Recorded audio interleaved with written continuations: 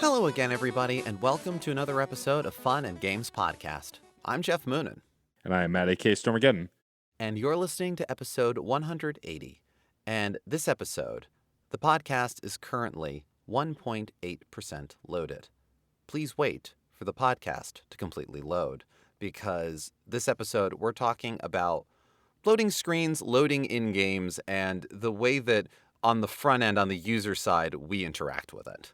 Yeah, it's funny, loading in the modern sense, not just for video games, but for apps and programs of any kind, any digital media, isn't quite as ubiquitous as it used to be. I mean, for podcasts, for example, if you're listening to this podcast on, say, Pocket Casts, a lot of Pocket Cast podcasts can stream while they download. Some don't even download at all. There are podcasting apps where you can just stream them. Spotify makes that available if you're connected to the internet. But you can also download episodes as well and have them locally saved so you can listen without any loading at all. Games, pretty much since the dawn of time, have had a way to load the game. Typically, in the early days, you just sat there while it loaded. Sometimes there was a progress bar. Sometimes there was just a wheel spinning. You weren't always sure how fast stuff was loading. Whereas now, I mean, there could be someone who plays the PS5 and plays, say, Spider-Man 2 on the PS5, downloaded to the hard drive, and not see a loading screen at all, which is kind of wild to say out loud, considering games needing to load has been kind of a staple of playing games since you and I were kids.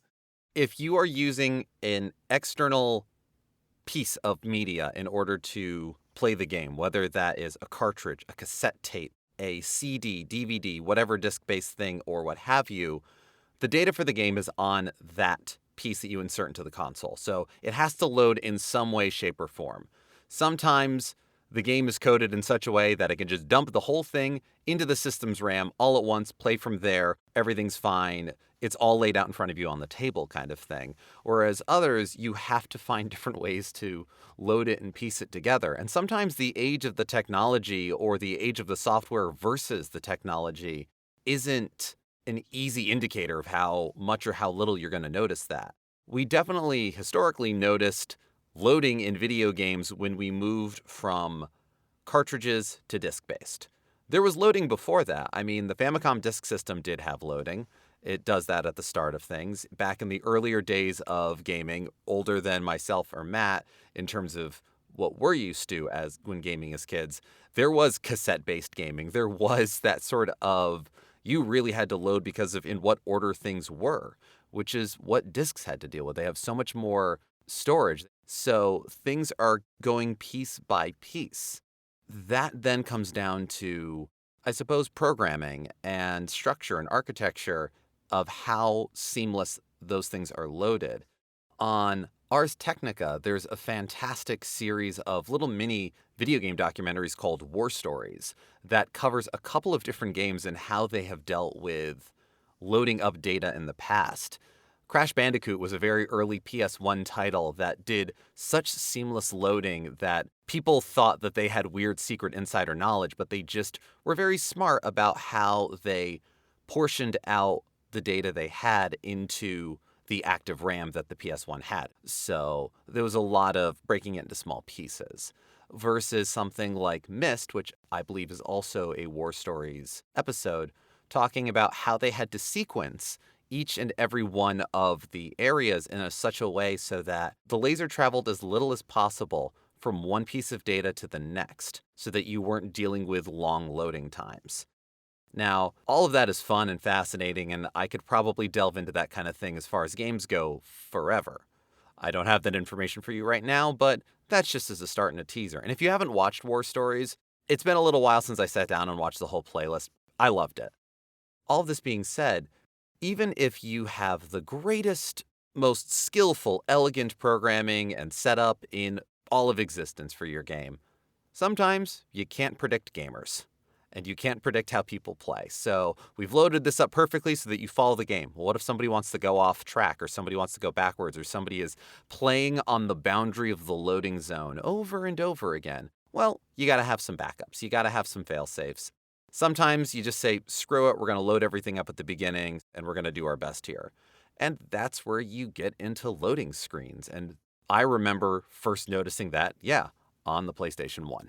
Yeah, I think that when we were dealing with floppy disks and cartridges, There were probably some minor instances of loading, but not really. I think for the most part, a lot of that stuff was pretty streamlined, but it wasn't until CD-ROMs on the PC, and then of course CDs for the PlayStation specifically, and then Xbox shortly after, we really started to see the difference. And then even on later cartridge consoles like the N64, loading became not just a quirky thing that happens while you're playing, but literally a thing the game needs to pause to do. And my earliest recollection of loading screens were in the old King's Quest games on PC, and like you Right, would yeah. change screens, and then there would be a stutter. Sometimes when you're exploring, the character would move a little slowly, like the screen would move over a little slowly. There was no loading screen between changing areas. The game would just stutter for a bit as it struggled to catch up and then continue to load what you were doing. Same with StarCraft, which I played endlessly, and you needed the disc to run because back then you needed the discs to run the games. And even that, also certain cutscenes, certain voice acting moments, certain story moments, or even loading into certain maps. There would be loading screens for that game, but there would also be moments where the game stuttered because it was trying to catch up and continue to load. We see some of that now, even with the Switch. More recent titles released on the Switch as of when we're recording, like Echoes of Wisdom, praise its gameplay and its style and its look, but often the big caveat with a lot of more recent Nintendo games, the recent Pokemon games also is a great example, is that things fail to load, things stutter, there's some frames that are dropped. For some people, that doesn't matter. I'm one of those people who, for the most part, doesn't mind that. But for others, it's very noticeable and very irritating because it's not, for sure, the intended way that the game was meant to be enjoyed. Going all the way back to the PlayStation, for me, whereas I have the strongest memories of this, loading screens specifically became kind of just a fixture of video games where either at the start of the game or between stages or between story moments, the game would have to pause to load the next section of the game up the disc. And you would get a splash screen, a wallpaper, a progress bar filling in, sort of like the Windows progress bar, which I think is the earliest progress bar I can think of in Windows 95. Those kinds of things became kind of ubiquitous in gaming for a long time, pretty much up until last generation. And even some current gen stuff like Yars Rising, we'll talk about a little later, do still have loading screens, but it is definitely less common as gaming PCs and video game consoles become more powerful or they design their way around it. But loading screens were so cool because it was either high-res artwork of characters from the game, maps of the world, even little mini games you could play, often Atari featuring other Atari games in their loading screens. That's Namco. Or Namco, thank you. Featuring like their old classic games as part of their loading screen as like a game you could play within a game. All of these things that were like a fixture. And I think it's easy to forget considering how far we've come with video games. Namco, in fact, held a patent on loading screen minigames from 1995 to 2015. And so we've been able to do this for nearly a decade without any legal reprisal from Namco. But, at this point, we've moved past it. But yeah, no, I remember this specifically because I currently in my collection have Tekken 2 and Tekken 3. I don't have the original Tekken. I'll probably pick it up when the price is right, but one of the big reasons I want to pick it up is because the loading screen game in that is Galaga, which is one of Sarah's favorite arcade games, period, end of sentence. So am I buying Tekken or am I buying Galaga with a fighting game at the end of it? You be the judge on that. It is a very funny thing that because a loading screen is a buffer, and as you mentioned, Matt, sometimes you think things are moving smoothly and then suddenly there's a bit of a stutter or things because there are buffers in Atari games, NES games, Super Nintendo, N64, Sega Genesis, any of those cartridge games.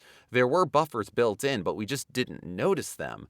I mean, playing through Castlevania, you play through any level, there's a little stage counter on the top in the original Castlevania. The first level is 3 stages because you go through a door and it does this slow panning from the one room to the other with the door as the focal point. That's a loading zone. And so you've got 2 loading zones in each of those stages in order to make that happen. And whether that becomes a save point, a checkpoint, whatever, that is what that is. And rarely, I don't think I've ever seen the original Castlevania reach a point where what that was doing suddenly needed a now loading screen. We also, actually, Matt, you said something that I hadn't thought about. We also notice when loading happens on disc-based games because there is a disc-reading laser, and that thing moves around. So in the same way that you can hear a spinning hard drive kind of load something up because you hear everything rev up or move, you know that there's some weird loading happening because you'll hear that like of the laser moving around on the disc as it spins. You notice effort is happening. It's almost like you're hearing the breathing change in your console, so you know it's giving us effort. Sometimes you would just get little animations to let you know, okay, the game hasn't frozen, because sometimes that now loading, if it just says it's static, I had more than a few times where I went, should I keep waiting? Is it fine? I remember very specifically a game called Shipwreckers that I used to play all the time with my brother on the PS1 that had some pretty heinous load times. And fortunately, the loading screen, while extremely bare bones, was animated. It had a parrot standing on, think of a cartoon bomb. You're exactly right. Just the big cannonball-looking thing with the fuse on it. And it just standing there. The fuse is going, and it's looking nervously at you, at the fuse, at you. And you'll know it's loaded when the bomb goes off. And the parrot is now covered in soot. So we could be there for 45 seconds, up to 3 minutes, and it's just kind of staring us down. When's it going to blow up? And it finally does. So we at least knew that we were okay there. But it's very funny that those panning shots in Castlevania, which is something I'm thinking of, or in like Final Fantasy VI, that like quick kind of zoom in that happens when a random battle occurs, that's buffering. That's an animation that automatically goes on that gets you set up for the next battle. And if there's a momentary load there, oh well. You notice it more when they put it on the disc for Final Fantasy anthologies, because there is even more going on as far as finding it on the disc. I find this funny because, yeah, we don't see as many loading screens right now because a lot of game design, and certainly in larger games, they have done what was done in the days of old. We have dynamic loading, hiding what is loading the next area in an animation, in some kind of bottlenecking, in an area that you're not too worried about dealing too much with. It gives 10 seconds, 30 seconds, 2 minutes before loading up the next area, and you have a bottleneck that everyone's going to go through. So that you know, okay, you're here in this corridor, you're shimmying through this alleyway. Everybody has to shimmy through this alleyway. We will load the next part of the city after this. Nowadays, we can get a lot more in that with, I don't know, dialogue happening, with small mini games that are more traversing things and not loading up a round of Micro Machines racing or something. It's funny how sometimes old is new again. Yeah, it's funny how that happens. And it's funny you're referring to Final Fantasy Anthology and games coming from the Super Nintendo onto PlayStation and how it actually made them worse, not better. Yeah. Like the most famous case of that for me is Chrono Trigger. Though the anime cutscenes were incredible, the load times on that version of Chrono Trigger are some of the most horrendous load times of that game, which is why the DS version is coveted as the best version of that game, not just because it's a cartridge, but because it's a cartridge version of that enhanced game without any of the load time. With even more enhancements and touch controls. Like, it was just great top to bottom. Right. To that other degree, when I play PlayStation 2 games by totally legal means on my Steam Deck, totally officially, and Max Payne loads in 10 seconds, like the progress bar goes really quick, I'm like, oh, right, this isn't actually a PS2. It can load much faster. You're right. Like, modern conventions have really become kind of gimmicky. Like, the most famous case, I think, is the elevators in Mass Effect 1. Oh, right? yes. The designers thought they'd be clever, and to hide loading screens, they would make the elevator rides kind of loop until you get to your destination. And the looping would allow for the loading, and there'd be character dialogue, bickering, banter while it happens so you wouldn't notice. Unfortunately, in that first game, you are in elevators so frequently that folks started to go, there are a lot of elevators, which is why in Mass Effect 2 and Mass Effect 3, lots of staircases, multi-levels, loading entire areas at once, so you are not standing around on elevators. I will say that while it was kind of joked about and became meme-worthy, I think it also adds a charm to the original Mass Effect, so much so that, like, in the Legendary Edition of Mass Effect 1, which is the full trilogy remastered, you can skip those elevator scenes because the games load much faster on the PS4 than they did on the PS3 or Xbox 360. But then you miss that dialogue. So it's kind of worth hanging out because you can get those character interactions anyway. And I think that's really fascinating. I think that The shimmying through tight spaces is like the AAA answer to hiding loading screens. It happens in the Final Fantasy VII Remake and Rebirth games, the God of War games, the Uncharted games, Last of Us, I believe, as well, crawling under things and through things. Again, that has also become kind of mimetic because it's so common, but it's also effective when it is, like I said, surrounded by character moments that at least add some flavor to it. We know what they're doing now, but they're not going to stop doing it because it does feel somewhat natural. And again, it's better than just having a loading screen, which, like, for example, as of when we're recording, I just recently played Sonic Cross Shadow Generations. I loved the original Sonic Generations on the 360. The Shadow Generations is probably one of the best Shadow games ever made, though that's a short list and not really that hard of a thing to do since Shadow the Hedgehog is a terrible video game. But that said, this game did have loading screens, which is just like the two versions of Sonic on the bottom right-hand corner or during Shadow Generations. It's just Shadow in silhouette skating along on the bottom screen. But those icons are there for seconds on the PS5. It loads so quickly. But I do remember on the 360 it taking a while for it to load the hub world or load each level. And so you would see those icons running a little longer. And so clever little things like that just distract you with something on the screen is what the purpose of a lot of those later loading screens would be. And I don't really think there's a difference. I think incorporating into the gameplay is ultimately better, but I don't really hate loading screens. That said, Geoff and I encountered something recently. We loved Yars Rising. Our interview was great. James was wonderful. And everything we said in that interview was truth. For sure. But something I didn't want to bring up on the call because there was really nothing to discuss critically about it. But the loading screens are kind of atrocious on the game.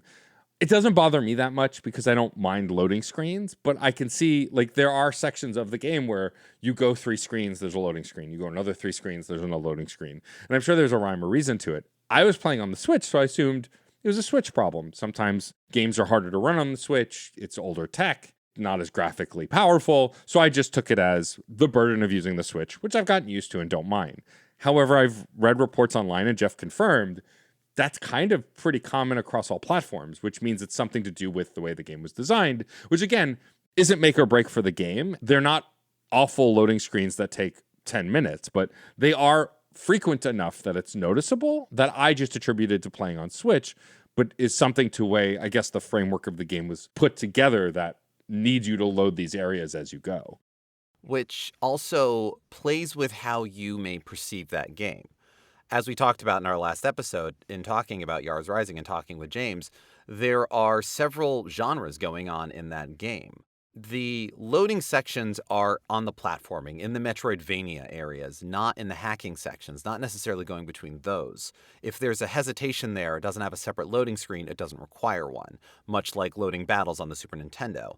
So if you are throwing yourself at a challenge over and over again there, you don't notice it as much. But if you are coming at Yars Rising as a dyed-in-the-wool Metroidvania fan who loves that kind of challenge and throwing yourself at it over and over again, those loading sections, those loading screens can, and by reports do, feel excruciating. So that affects how you might perceive the game depending upon where you're coming from in those. Something that we've talked about a lot in modern gameplay design, whether AAA, indie, solo developer, whatever, are pain points, quality of life, and friction.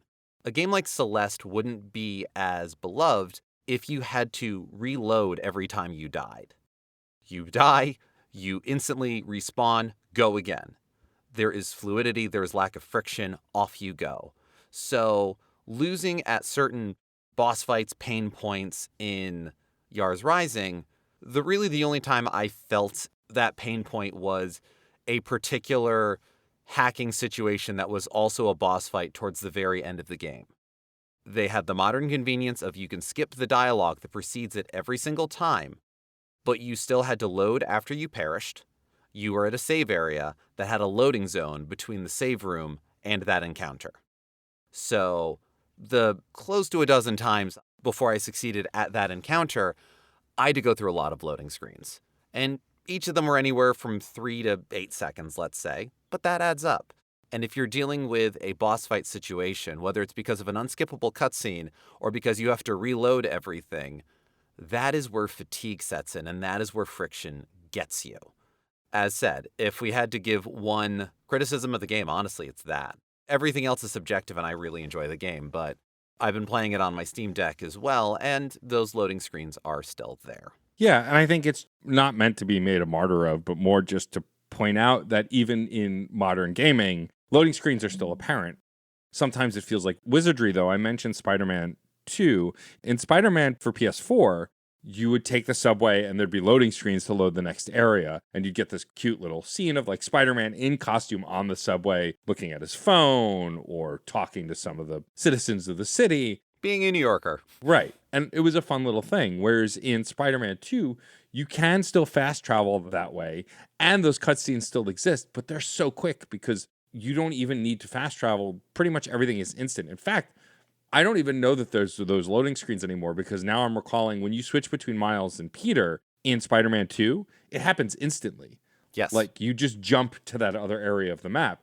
That to me doesn't feel real. Like I don't know how they make that happen, but it's quite impressive in a way that in any other game from almost any other generation, there would be at least a few seconds of loading or maybe even a few moments as it loads that other piece of the map. But it seems like Spider-Man 2 has the entire city loaded at once and exists concurrently, so you can just jump from point to point.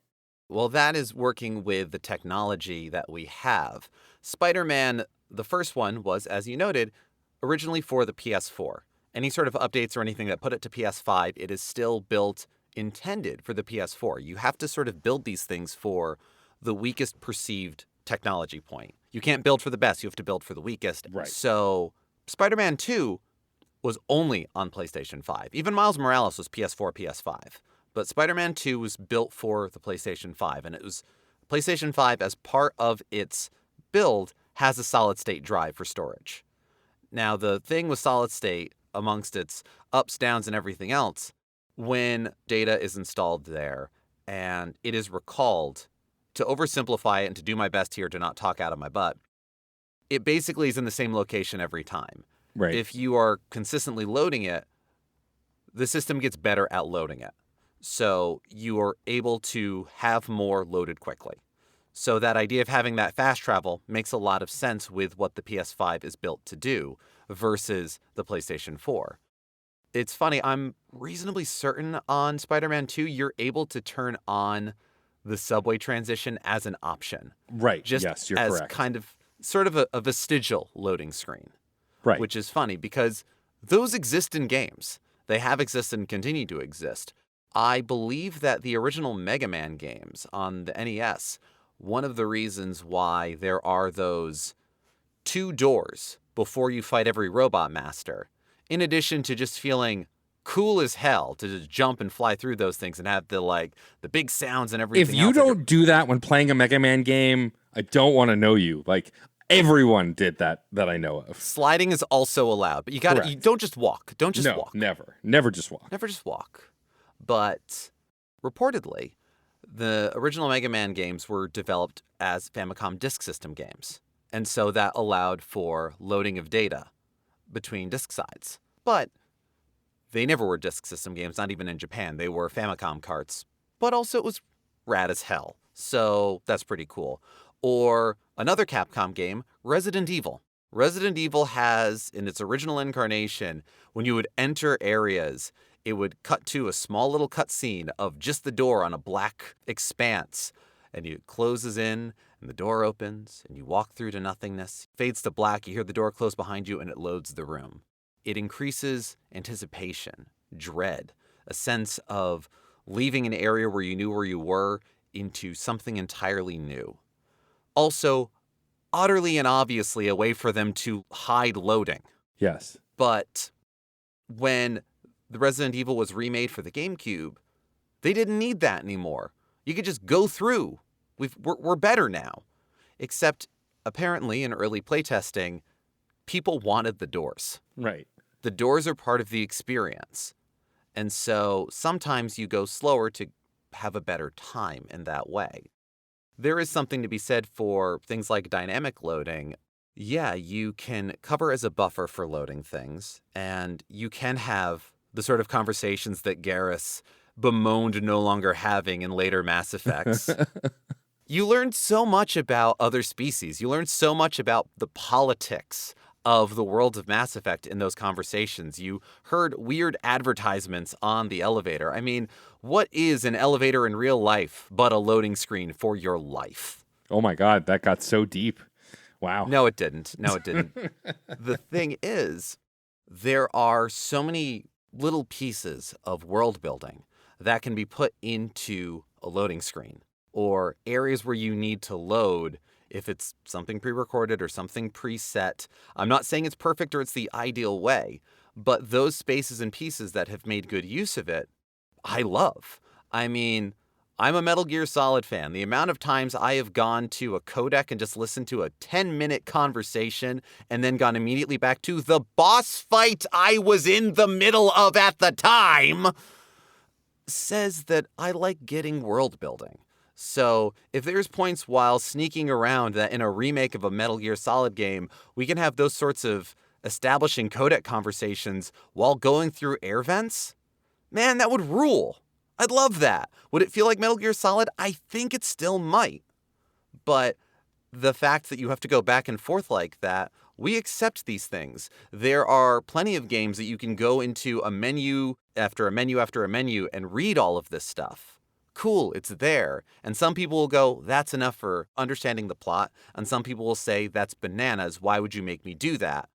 World building conversations that happen during necessary loading is a viable compromise. One that can be very effective. Also, on the flip side, I think something to talk about that we've lost in the lack of loading screens, or apparent loading screens at least, is a way of conveying a meta way to engage with the game as well. For many years, video games had loading screen tips and tricks. In fact, I can almost guarantee there are at least several PS5 games that still have it for those brief loading screens, for sure PS4 games. But like, I think about the PS2 era specifically. I recently played Castlevania Lament of Innocence, which is a PS2-ass PS2 game. Castlevania. Oh, yeah. It's basically what if Devil May Cry and Castlevania had a slower, more daunting baby with worse voice acting. Yes, I know what I said. Yeah, no, if they continued on with that design, I think they could have made some really cool stuff. But as it stands, it is a hell of an interesting artifact. But something that game has is loading screens. And what it also has is tips and tricks during the loading screen of ways to dispatch enemies, different ways to platform, things you can do, items you can use and find, way to explore, all of that kind of stuff. And I love that. Tons of games had that. I know the God of War and Devil May Cry games had it, and the Bayonetta games had it, which is funny because then playing Bayonetta 3 and playing the whole Bayonetta trilogy on Switch, where those cartridges loaded those games much faster, you rarely got to see the tips and tricks, or something else loading screens got to do, most famously in the Assassin's Creed games, and then in the later Bayonetta games as well, is gave you demo time. What I mean by demo time is like you could run around in an expansive space and just try out moves, do flips, runs, blocks. Made famous in the first couple of Assassin's Creed games. I don't know if the later ones have it, but for sure the Ezio trilogy and the first game, because you were in the Animus, you were a person pretending to be another person through your mind in a machine. You could see the character running around in like the essentially code of the Animus, kind of this empty void. They were loading, in fact, in-game and out. Yes, and you could run around in that expanse and do stuff. And then in later fighting games and other brawlers, they added that kind of a thing too. In Bayonetta, I think it's 2, maybe 1 as well, you can test out moves while the game is loading, which, like I said, became kind of a chore because before I could get any real combo together, the game would have loaded because it was faster on the Switch cartridge. But like those kinds of things also are a thing we don't really see anymore with the lack of loading screens. But another way to add sort of a mini game to a game loading, because you could interact in this space and like practice jumping and platforming or combos for attacks. And I really love that idea. I think it's kind of a really brilliant way to incorporate gameplay into the game's loading. Yeah, especially if you were loading a file for a game that you hadn't played in a little while. It would be an interesting way to get yourself back into the swing of things and feel the timing again. And you could argue that that is just trying to argue for something that should never have been there in the first place. Maybe so, maybe not, but I won't deny its effectiveness. And the ones that let you know, hey, stage is loaded, you can move on anytime you want, I prefer those. Because, yeah, no, if you genuinely wanted to get a little bit of practice in and a little bit of figuring out your combos and whatnot, why not take that time? They've given it to you.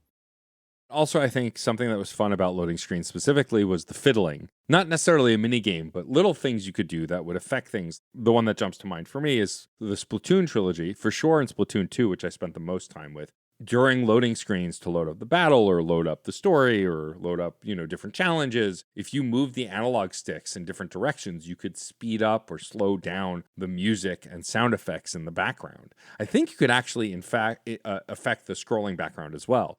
And there were tons of other games that would let you do that kind of thing where you can't really play a game per se, but you could do things that either affect the scrolling screen or the sound of the music or voiceover or whatever else and let you mess with the game. And that way, it kind of gave you a way to play in a similar way that like messing with Mario's face in Mario 64 was a way of play that wasn't really a game, but was a thing you could do.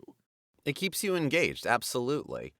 I would love to pivot that into one of my favorite games, Castlevania Symphony of the Night, which also had that. It had now loading, just sort of waving a little bit gently. And it took me an embarrassing amount of time as a child to realize that that meant I could press on the direction sticks and move around the now loading very fluidly. And so, of course, I would hold whatever wild direction I could so that it would just distort into a wild spiral. Nowadays, I try to nudge the directions so that I get it to stop moving and just read now loading. On the PS1 or PS2, if I'm playing the original disc, I get enough time to do that. But nowadays, if I play the Requiem version, no, it loads too quickly, but that's its own fun. That very much is a game where you feel the differences of loading based on your technology. I remember playing the original version, you'd beat a boss, and the sort of slow coming together of the energy to make the life max up potion that you get after you defeat a boss was absolutely the game slowing down, because I would then see speedruns of it when people played it on the Xbox 360 and it loads as quickly as everything else does. Oh yeah, no, that makes sense. But yeah, those sort of things that keep you engaged in play, or at least the sense of play, even when the game isn't happening, is a fantastic thing. And Symphony of the Night also has another form of hidden loading that isn't quite the same as dynamic loading or anything else. It has the CD hallways. Yes. And I always found these hilarious because they were the same hallways. The music of whatever area would die down. So it was completely quiet in there, except for just sound effects if you wanted to play around in there. Amongst the stonework and everything of the corridor, it said CD. For Count Dracula, clearly. Not compact disc, not which was also a little symbol above the CD. Clearly a round symbol for Count Dracula, obviously. These hallways ended up in later Metroidvania titles, and later Metroidvania titles were on the Game Boy Advance and the DS.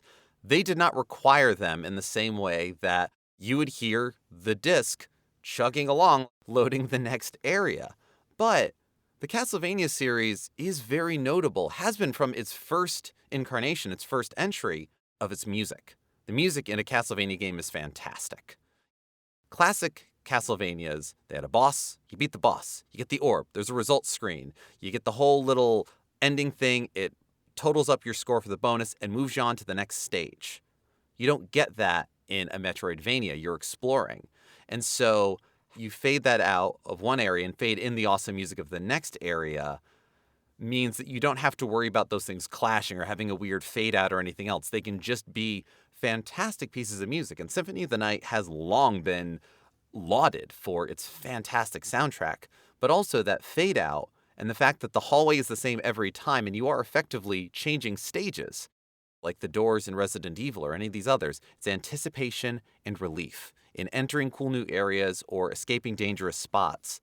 Whether or not that is as fast as it needs to be or whatever else, Matt, you mentioned that there is a change in tone. There is a change in pace that happens during loading, whether it's dynamic loading, a loading screen, a mini game. Those are important. You need to be able to come down to ramp back up again. And so things that either are perfectly measured to make that happen or keep you engaged while that buffer burns itself through is necessary no matter what. And it's the kind of thing of no matter how good technology gets, minimal load times, you're still going to have it.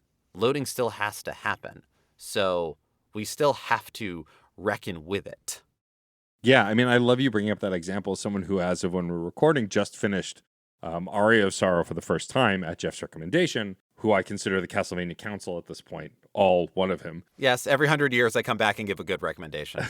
I loved it, and it had those rooms. And what's really funny is, like, I didn't even think twice about it. I'm playing a Game Boy Advance game on the Switch. Doubly, it shouldn't need to load anything. And yet, those moments feel as natural as anything else to a Castlevania game, specifically in the same way that when I replayed Metroid Fusion last year, when I played Metroid Dread a few years ago for the first time, it still has the shoot door, open door, walk through door, screen scrolls. It needed that in the first game to literally load every room, to be able to load that entire massive game that was the first and second Metroid game specifically. Yeah.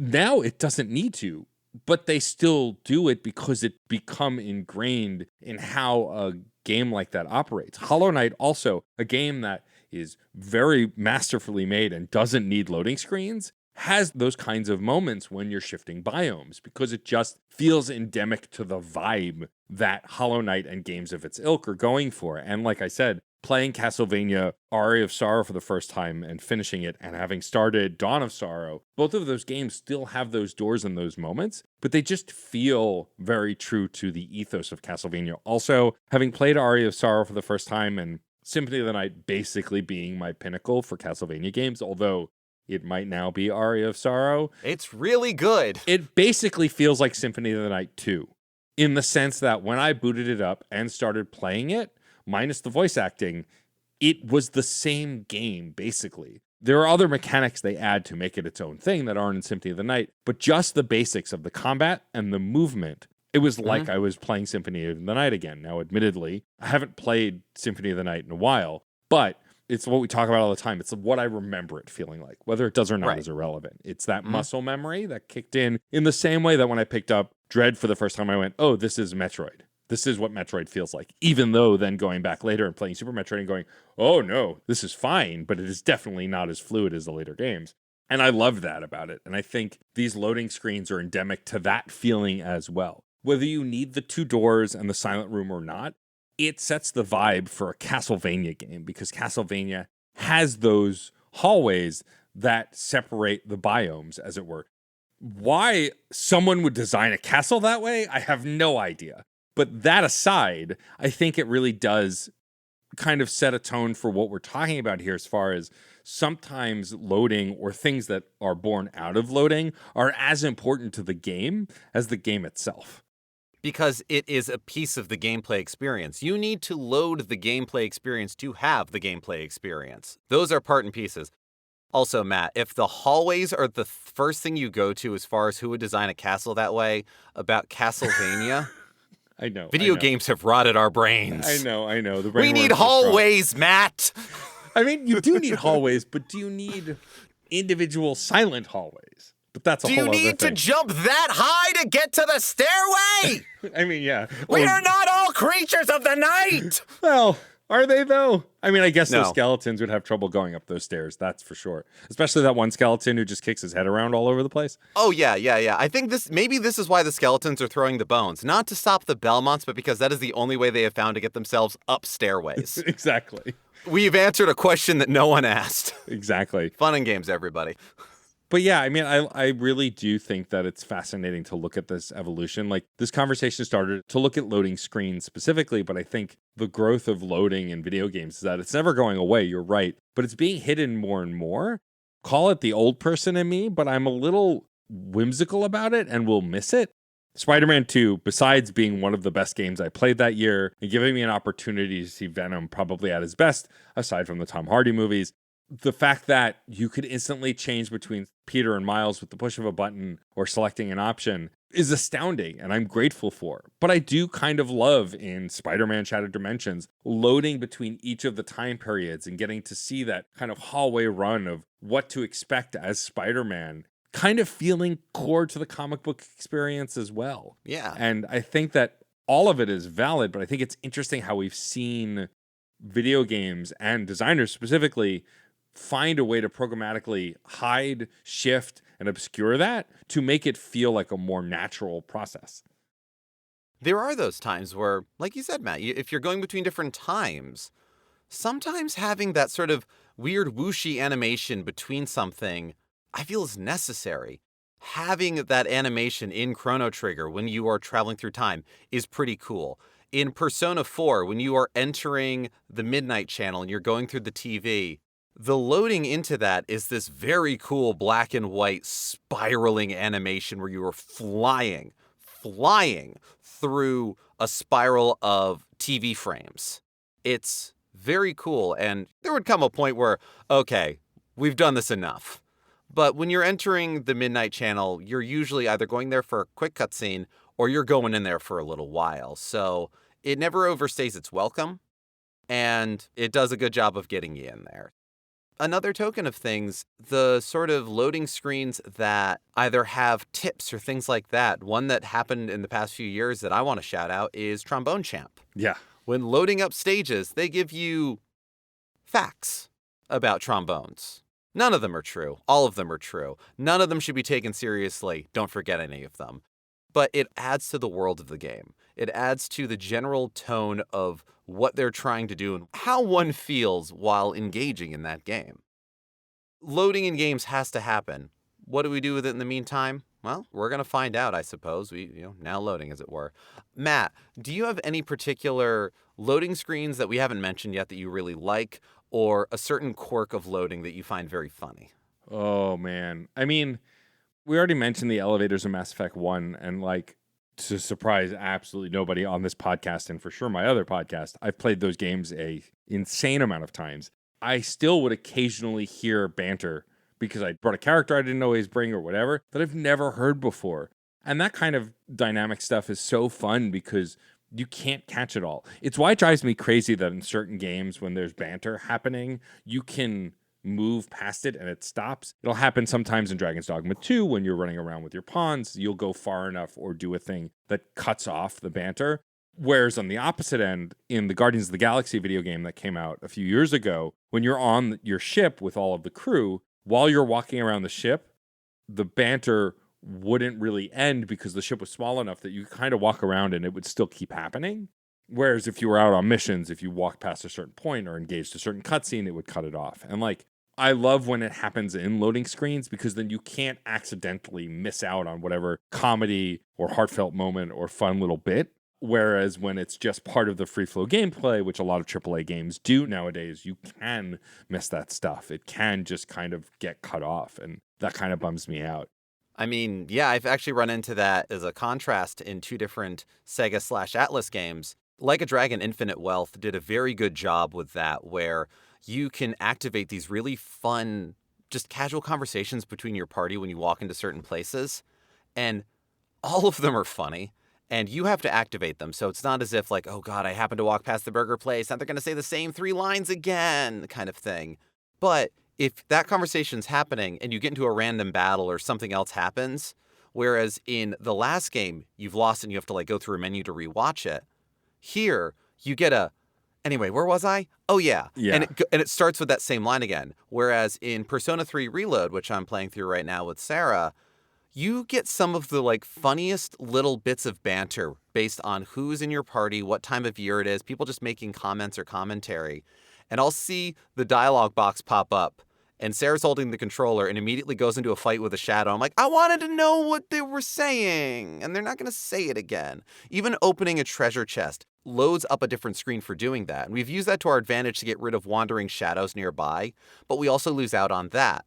And even a game that is built on an engine from a 2016 game that is making a game from the PS2 era, there's still those bits of loading and there's still those things that fall off. So these things still exist.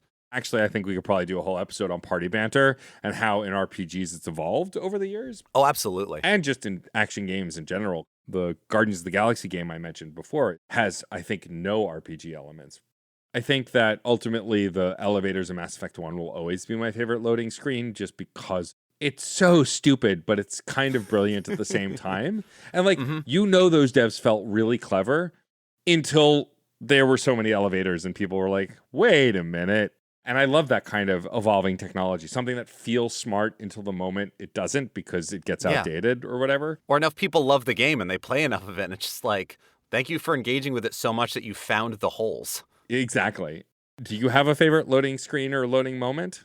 I've got two, and both of them are chaotic. One is on the PlayStation 3, there was plenty of times where you'd put a game disc in and you are loading the game from the disc onto the hard disk, onto the hard drive to start playing. This hasn't stopped into the PS5 era and into modern gaming, but PlayStation 3 was where I first noticed it because it was a console that was assumed to have a hard drive on it, certainly of the PlayStation. The loading of Metal Gear Solid 4 Guns of the Patriots was mostly watching Solid Snake smoke in real time. Just, he'd finish the cigarette, get out another one, he'd dispose of it in this little ashtray thing that would leave no trace behind because, sneaking mission, get out another cigarette, light up again, smoke the cigarette. That's what's happening. The other is a funny little quirk, because when you are loading a new scenario, environment, anything in a game, there's graphics, there's music, there's all these other things. Final Fantasy VIII has a lot of ups and downs, but I think we can all agree the card game Triple Triad rules. It does. And if we can't agree that it rules, then we have to agree that its music slaps. Shuffle or Boogie is incredible music. Loading up Triple Triad in the original version of Final Fantasy VIII could take upwards of 15 seconds. There was a distinct delay there, but there was never any delay in loading the music. If you were challenging someone to a card game, you agreed immediately. It would just go. And you were too busy waiting for the moment to start clapping along with it and enjoying the music. It didn't matter how long it took for your card list to show up and to agree to the rules. It just was good music. And then I'm going to play this card game. Maybe the card match didn't last that long, but you got to hear a bunch of the music because they got a head start on giving it to you. I've never actually sat down and timed how long the longest load time for one of those games is, but I very much enjoy hearing the music every time. When I played through that with Sarah a few years ago, we never got tired of the music and we never got tired of playing the game.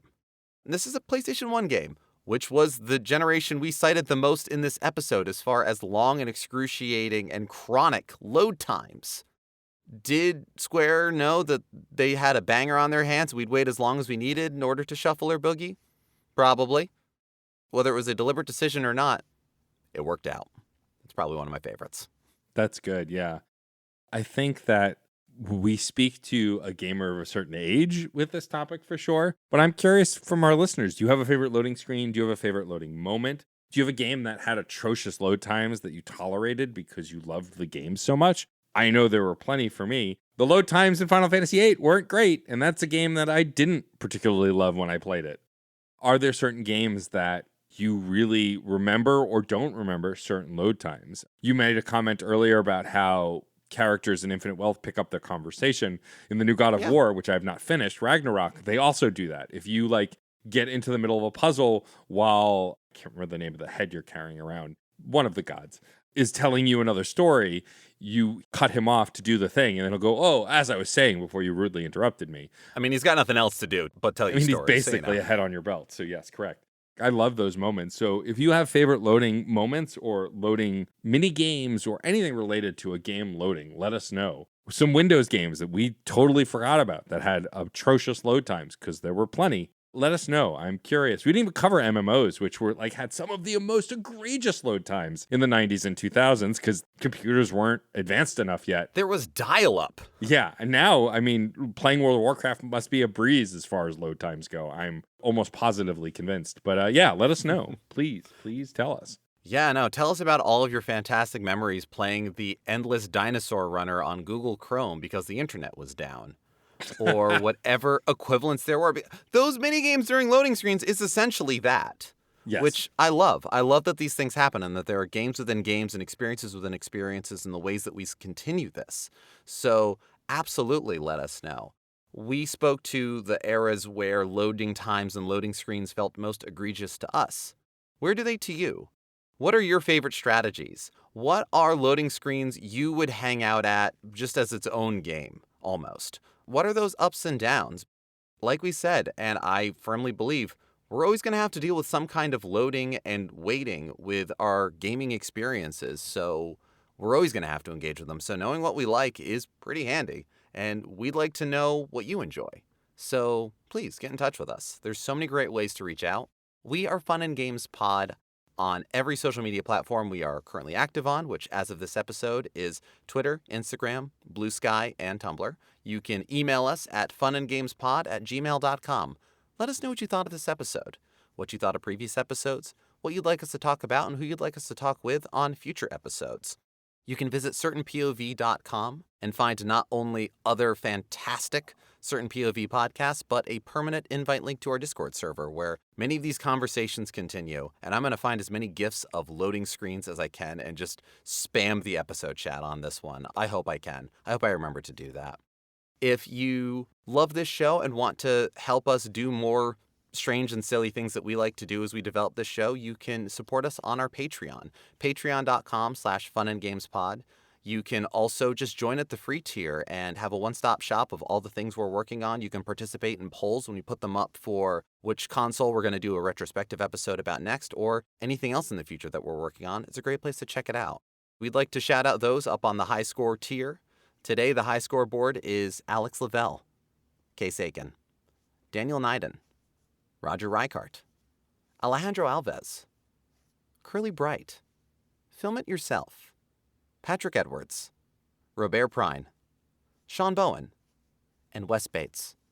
Thank you so much for your support. Please enter your initials. Sorry that was taking a while. Geoff was loading. I could see the progress bar, but y'all can't because this isn't a video podcast. I found out recently that those spinning wheels, at least on Apple, are called throbbers. Well, I didn't need to know that, but I do now. No, it's important to know these things so that you can sound intelligent when you talk about the throbbers you have to deal with. Oh my God. Also, on a somewhat serious note, I do want to point out that by the time you are hearing this, we did not release a October What Have We Been Playing podcast. In September and sort of October, we had, with some basic tweaks, the full-length interviews for all of our interviews we did at PAX West. We know you guys love hearing those, and so we're happy to provide that.